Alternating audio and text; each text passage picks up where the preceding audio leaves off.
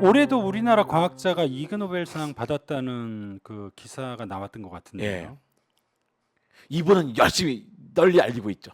예. 예, 널리 알릴 뿐만 아니라 어느 분 이거 뭐 때문에 받으셨나요? 근데 이분이 그 스탠퍼드 의대의 박승민 박사예요. 어. 그러니까 제33회 이그 노벨상의 공중 보건상을 받은 겁니다. 예. 주제가 변기입니다. 변기. 어. 수세식 변기예요. 어. 근데 다양한 기술을 활용해서 예.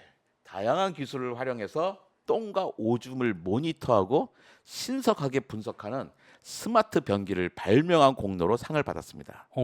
근데 박승민 박사는 한번 잉여스럽게 그냥 이 연구를 재밌게 한 게 아닙니다. 그렇죠. 이분은 이미 스마트 변기에 관한 다양한 논문을 여러 차례 내셨어요. 예. 심지어 그 논문이 2020년 네이처지에 실리기도 했습니다. 음. 네이처라고 하면 모든 연구자들의 꿈입니다. 네이처지의 논문을 하나 써보는 것만으로도 내 인생에 할 연구를 다 했다고 생각을 하는 거예요. 이거 주제가 진지한데요? 그렇죠.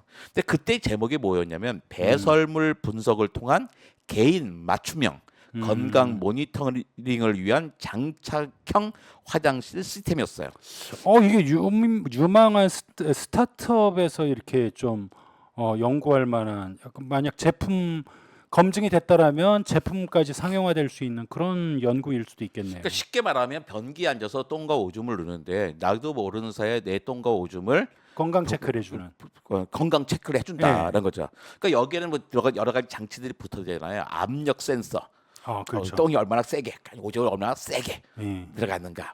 또 뭐 카메라가 달린 압력 센서 카메라 달린 스마트 변기로 오줌똥의 색깔, 그 다음에 양, 속도, 그 유속, 양 이런 것도 계산해 가지고 사용자의 건강 상태를 모니터링 한다는 개념입니다.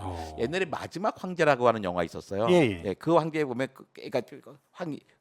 그 의사가 예. 의사 황희가 쫙 그 왕은 그 당시에 황제는 보니까 부끄러움이 없는 사람들이니까 앞에 신하들 쫙 앉아 있는데 앉아서 볼일을 보잖아요. 예. 볼일을 보면 그 밑에서 똥을 탁 퍼옵니다. 그렇게 통이 있잖아요. 우리나라 매화틀. 그 매화틀 딱 예. 꺼내서 그 이제 의사가 냄새도 맡고 맛도 한번 보면서 오늘 황제는 건강하십니다라고 얘기하잖아요. 근데 그게 황제 취급을 받는 거예요. 예. 그러니까 우리 황제만 누군가가 내 똥을 냄새를 맡고 양을 보고 굵기를 보고 맛을 보면서 황제의 건강을 체크해 줬는데 이런 변기가 보급되면 모든 사람이 그 마지막 저 중국 황제처럼 자기 건강을 체크받을 수 있다는 거죠.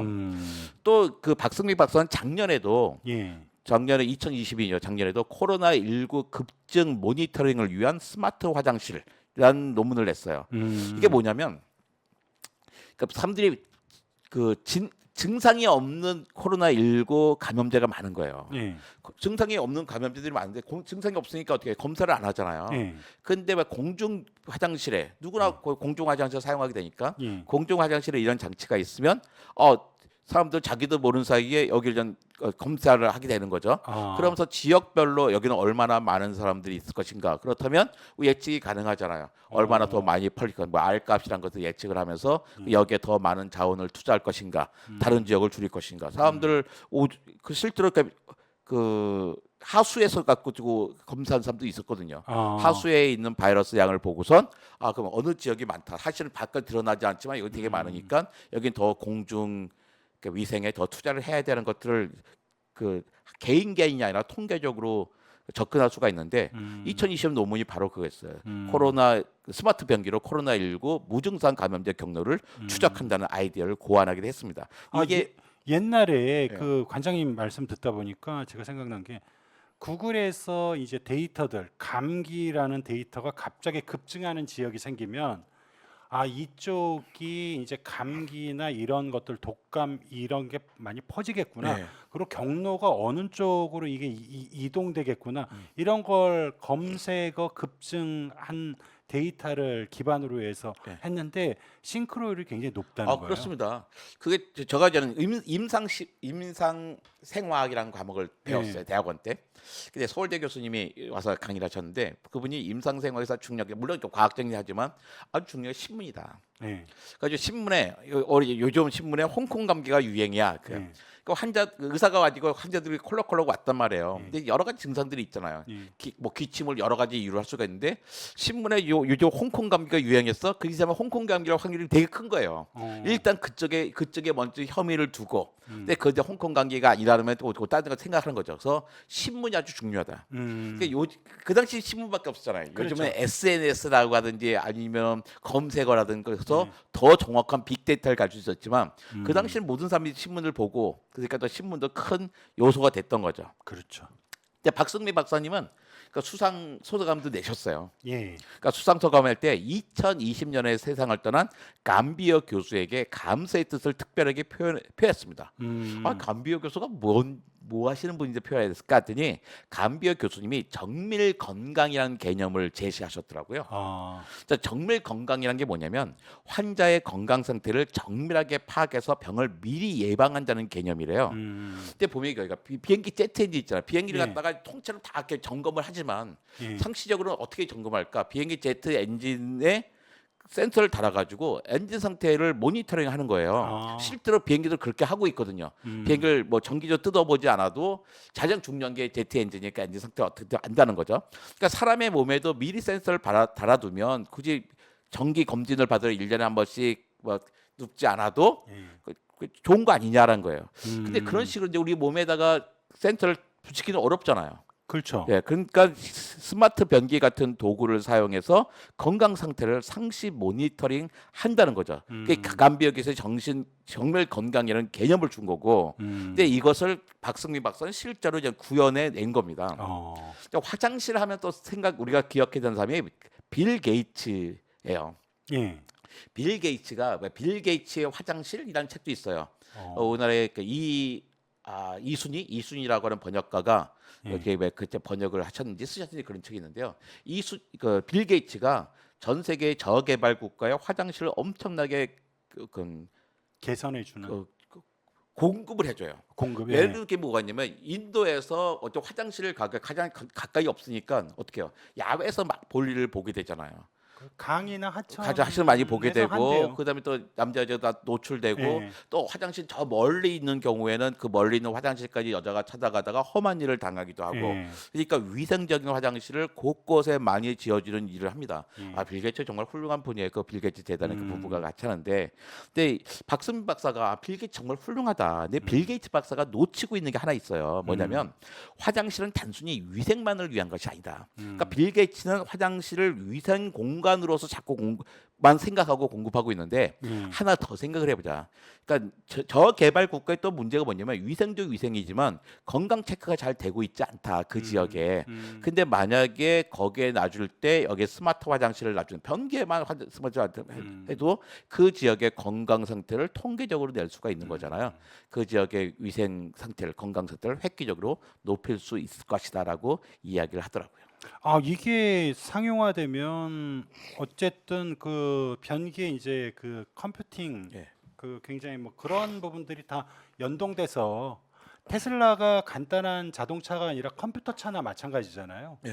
변기도 그렇게 그건 발전할 수 충분히 있겠네요. 가능할까 생각이 들고요. 사실 칩만 넣어주면 되니까 우리 이 화장실에는 그 이게 뭐 비데라는 걸해서 상당히 수십만 원씩 투자하고 있잖아요. 예. 우리 집은 없습니다만 제 아내가 반만 하더라고 왜 보는지 모르겠지만 그걸 이제 장치를 달아두면 이게 많이 실용화된다면 사실 그닥 많은 비용이 들 것 같지는 않더라고요. 그래서 그 멀지 않은 시대에 이게 될 거다 그런 생각이 들어서 혹시 관심이 있는 그 스타트업이 있으면 박승민 박사랑 상의해 보시면 좋을 거라는 생각이 듭니다. 예, 상당히 재미있는 내용이네요. 올해 수상자 가운데 이그노벨상 수상자 가운데 좀 약간 그 독특하거나 의미 있거나 이런 분들이 있다라면 좀 더 소개를 해주시죠. 그 기계공학상이 재밌더라고요. 예, 미국 라이스 대학 연구진이 예. 진지하게 연구한 거예요. 예. 거미의 사체를 집게로 사용하는 연구로 기계공학상을 받았어요. 그러니까 뭐 집게가 있는데 집게 예. 딱 하잖아요. 예. 보통 우리 집게로 하는데 예. 그냥 거미의 사체를 이렇게 툭 던지는 거예요. 그거 던지면 이거 딱 집어가지고 집어 들 수가 있어요. 근데 우리에게는 보면 그 굽히는데 예. 굽히는 근육도 있고 다리 펴는 근육도 있어요. 예. 사람은. 예. 근데 거미에게는 굽히는 근육만 있다고 합니다. 그러니까 펴는 건 없어요. 예. 근데 펼 때는 어떻게 하면 근육 안에 몸 안에 있는 수압을 이용한대요. 그러니까 뇌가 이걸 작용하다 신경이 작용하는데 이 특성을 이용해서 죽은 거미 몸 안에 공기를 넣어서 다리를 구부렸다가 폈다 하는 장치를 만든 거예요. 이게 지금은 거미같이 약간 장난스럽지만 이게 나중에는 어떤 식으로 발전할 수 있냐면 로봇이에요. 그렇죠. 로봇을 발전될 때 우리가 거기에 특별한 관절 장치가 아니라 단순하게 그 거미의 그 구조를 갖게 하고 공기나 물로 압력으로 우리가 아주 정교한 로봇 팔 다리를 만들 수가 있게 되는 거죠. 자연을 본따서 이렇게 응용되는 분야들이 굉장히 많잖아요. 그걸 바이오미미크리라고 합니다. 또 예. 바이오닉스 바이오미미크리라고 하면서 예. 그 생체 모방학이라고 하거든요. 예. 그 생물 모방학, 생체 모방학 하는데 요즘에 대기업에서 관심을 많이 갖고 있어요. 그 당장 내가 이걸로 뭐 해내자는 게 아니라 예. 이걸 가지고서 이제 왜 자연에서 배우자는 거죠. 예. 그 거미가 소금쟁이. 예. 소금쟁이의 그 물에 뜨는 원리를 갖고 이제 서울대 교수님이 그걸 로봇을 개발하고 계시고 그 다음에 우리 같이 한번 술 먹었던 분 계시잖아요. 항공대학의 예. 항공대 갑자기 성함이 생각이 안 나네. 예. 그 교수님. 조성문 무슨 교수님 있어요. 예. 그분은 그 거미가 날아가는 거 있잖아요. 그걸 가지고 또 이제 항공기의 개발 그렇죠. 운영하시거든요. 예. 여기 항공대 교수님. 예, 저 되게 섭섭하겠는데 자기 이름도 잊어버렸나? 나이가 들면 그래요. 가끔 이 생각이 안 납니다. 뭐 이런 연구에 적용이 될 것 같습니다. 화학 및 지질 학상도 궁금했어요. 아니 예. 화학상이면 화학상이고 지질학상이 지질상이지 왜 화학 및 지질학상인가라는 거였는데 예. 찾아봤습니다. 샤우샘프턴 대학의 얀 잘라시 에비치. 얀 잘라시 에비치 교수가 주인공인데요. 왜 화학자들이 화학자들이나 지질학자들이 바위를 핥는 걸 좋아하는가를 과학적으로 설명했습니다. 예. 사실 이유는 간단합니다. 젖은 표면이 마른 표면보다 광물의 입자를 잘 보여주기 때문이에요. 그 뭐 젖으면 잘 보이잖아요. 그래가지고 왜 공룡 그 발자국에도 보면 물을 한번 칠해줘요. 그럼 물을 쭉 칠하면 그 발자국이 되게 선명하게 보이집니다. 그래서 결국 관찰을 잘하려고 혀를 바위로 핥아 보는 거예요. 근데 우리는 그것도 누가 가르쳐주지 않아도 다 해요. 여기 갖고 다니면서 물 갖고 다니면서 막 뿌릴 수 있는 게 아니잖아요. 그래서 조그맣게 왜 스프레이가 약간 칙칙 뿌리는 거 갖고 다니다 보면 칙칙 뿌려보면 이게 진짜로 뭔지 알 수도 있거든요. 근데 너무 멀리 가면 못 할 수도 있잖아요. 근데 작은데 그냥 사실 저도 막 침을 이렇게 발라보고 하거든요. 그러니까 누구나 경험상 하고 있는 거지만 이거 연구를 했다는 건 뭐예요? 수학적인 영어로 이것도 표를 만들고 공식을 만들고 그다음에 그래프를 그렸다는 얘기죠. 대단하네요. 그 마지막을 하나만 더 설계한다면 그 일본 사람이 받은 영양학상입니다. 그것도 공동 연구에서 메이지 대학과 도쿄 대학의 올해죠? 올해입니다. 두 분이 연구를 했는데요. 그 혀에다가 전기 자극을 주는 젓가락을 만들었어요. 그러니까 젓가락에 쇠 젓가락이죠. 딱 하면 전기 자극이 오는 거예요. 그러니까 살짝 전기 자극을 주면 음식의 짠맛을 더 강하게 느낀다고 합니다. 근데 이게 왜 필요하냐면 우리는 다 이렇게 소금이 들어가 맛있잖아요. 소금이 들어가 맛있는데 다 알잖아요. 소금을 너무 많이 먹으면 나트륨 섭취를 줄여야 돼. 그렇죠. 건강에 안 좋죠. 나트륨 섭취를 줄여야 되는데 소금이 들어가 맛있단 말이에요. 그러니까 이 전기 자극을 주는 젓가락을 쓰면 소금을 조금 썼는데도 짠맛이 많이 나니까 우리 맛도 느끼면서 건강을 지킬 수 있다는 방안이라는 거예요. 그래서 이그 노벨상의 영양학상을 받았습니다. 이게 그 짠 것뿐만이 아니라 단 것도 감소시켜서 단짠을 좀 줄여주면 건강에 실제 도움이 되긴 하겠네요. 그러니까 단맛도 더 늦게 해주는 또 다른 또 장치를 만들면 그러니까 거기서 두 개를 다시 다 가져가시면 모든 맛을 다 강화시킨다 그러면 사실은 그 적게 쓸 수 있겠죠. 그러니까 여기서 제가 또 다시 한번 여기서 확인할 게 소금이 나쁜 게 아닙니다. 설탕이 나쁜 게 아니에요. 뭐든지. 그러니까 적절하게 먹어야 되는 거고요. 옛날과 지금 비교하면 뭐 1950년대랑 2020년대랑 비교하면 1950 미국 사람들이 1950년 2020년대 70년 차이 나잖아요. 언제 더 설탕을 많이 먹을까요? 지금 더 많이 먹지 않아요? 1950년대가 훨씬 많이 먹었습니다. 그래요? 예, 1950년대 정말로 많이 먹었어요. 그러니까 지금은 훨씬 사람들이 이거 생각하고 덜 먹어요. 근데 비만율은 지금이 훨씬 높습니다. 그러니까 모든 것을 그렇게 설탕에 돌리면 안 된다는 거죠.